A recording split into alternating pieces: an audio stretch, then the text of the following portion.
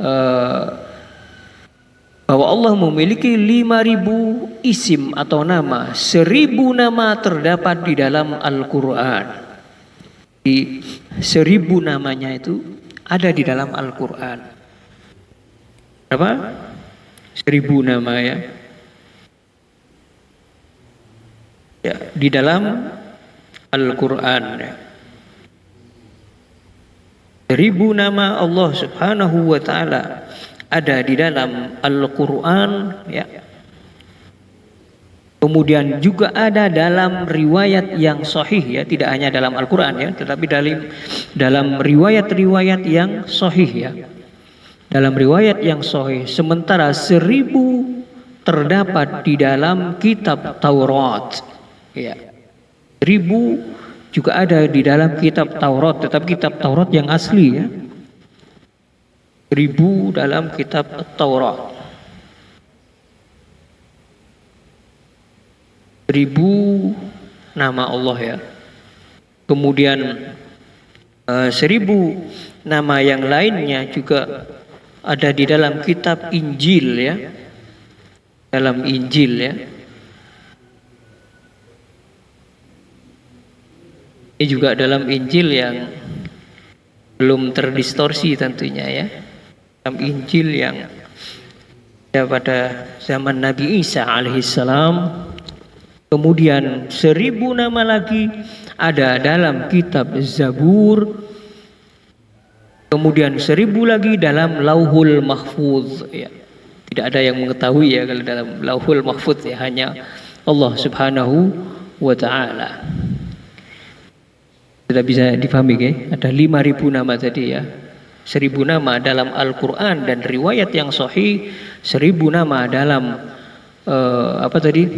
dalam Taurat, 1.000 nama dalam Injil ya. Kemudian dalam Zabur, kemudian dalam Lauhul Mahfuz ya. Kemudian pembahasan yang kedua kaitannya dengan nama Allah ya. Jadi nama Allah ini hanya khusus dimiliki oleh zat Allah. Tidak ada selain Allah daripada makhluk Allah memiliki sifat atau nama Allah ini. Lam yusamma ghairuh. Jadi selain Allah Subhanahu wa Ta'ala tidak memiliki nama ini ya. Jadi ini nama yang khusus dimiliki oleh Allah Subhanahu wa Ta'ala. Tidak ada yang nama selainnya ya,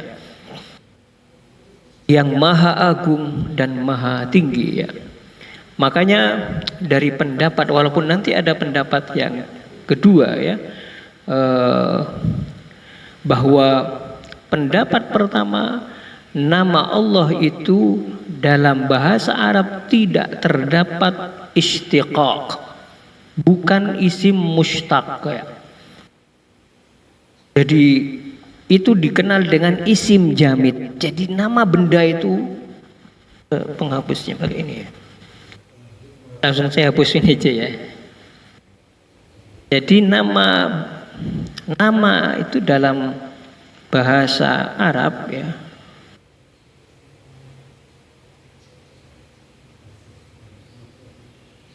Jadi dalam pendapat pertama mengatakan bahwa nama Allah itu adalah isim jamid. Namanya isim jamid ya.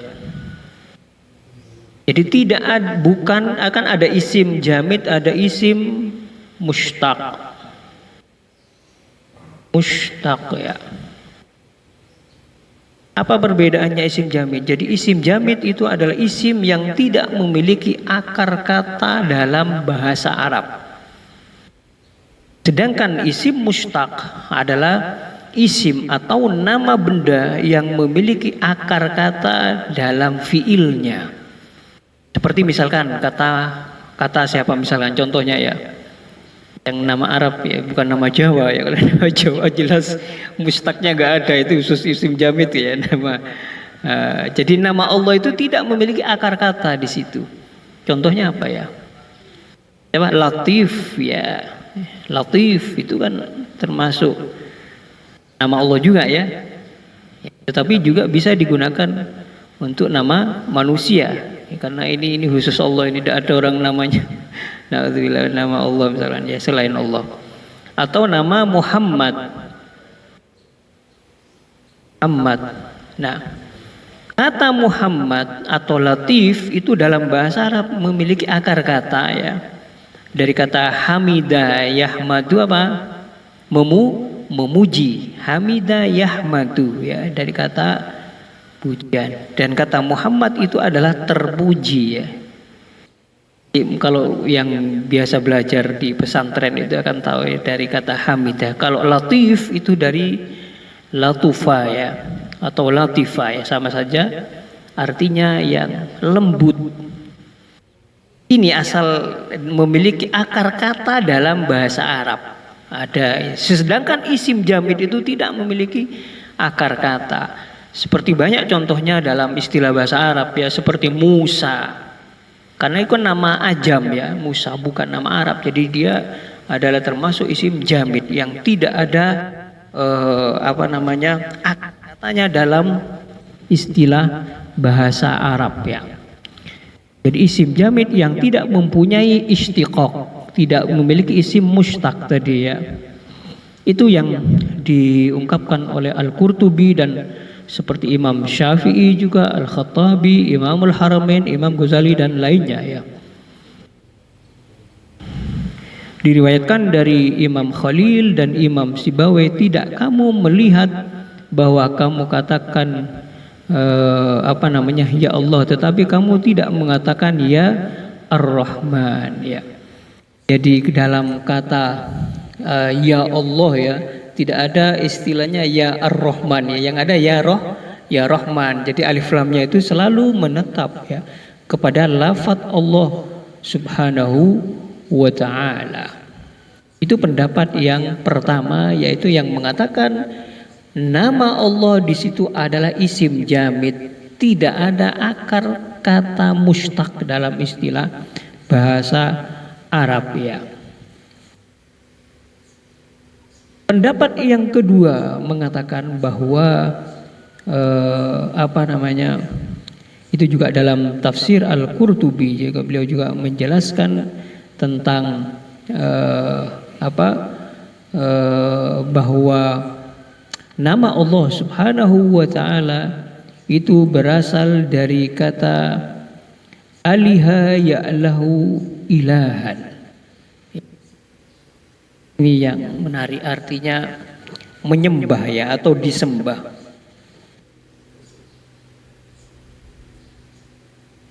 Okay.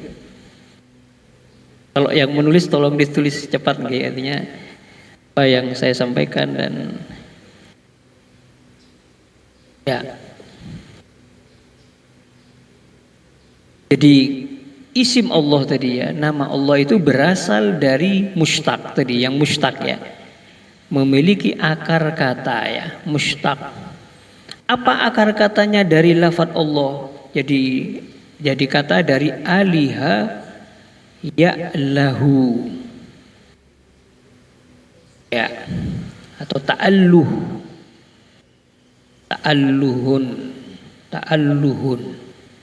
Aliha ya'lahu ta'alluh, yaitu al-ma'bud. Jadi intinya yang disembah. Jadi ketika kita mengucapkan Allah, artinya yang disembah, al-ma'bud. Nanti saya akan menjelaskan ya penjelasannya. Jadi aliha ya'lahu itu ta'alluh adalah menyembah ya.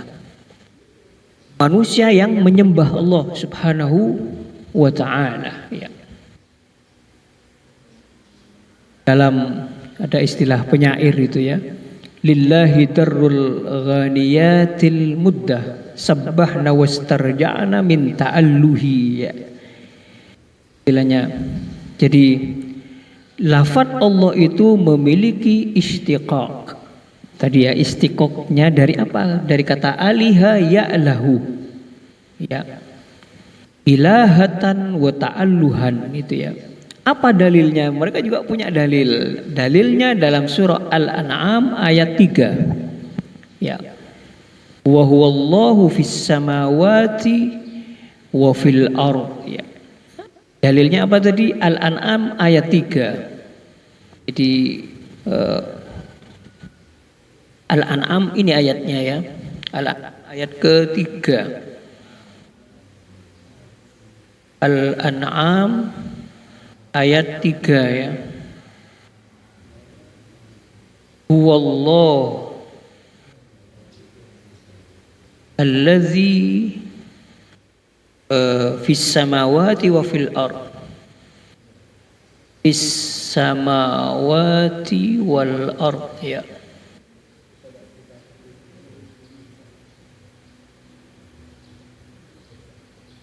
Jadi yang dimaksud huwallah, dialah Allah, yang dimaksud Allah itu adalah al-ma'bud. Ini kembali dia.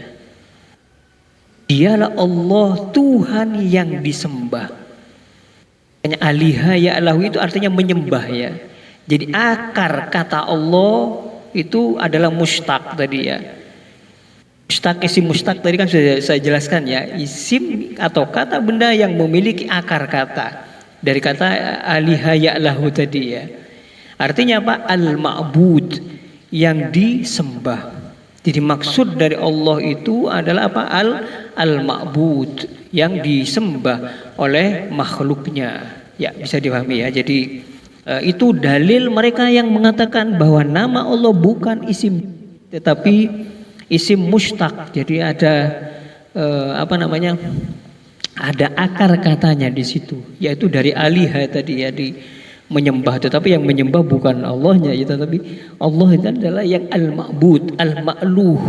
Jadi Allah itu adalah al-ma'luh, yang disembah. Kemudian di dalam surah Az-Zukhruf ayat 84. Ya. Ini juga sama aja ya. Wa huwallazi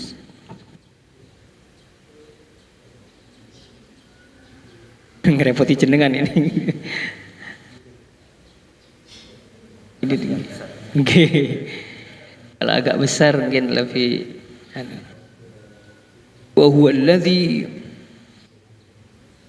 wa huwallazi dan dialah Allah fis samai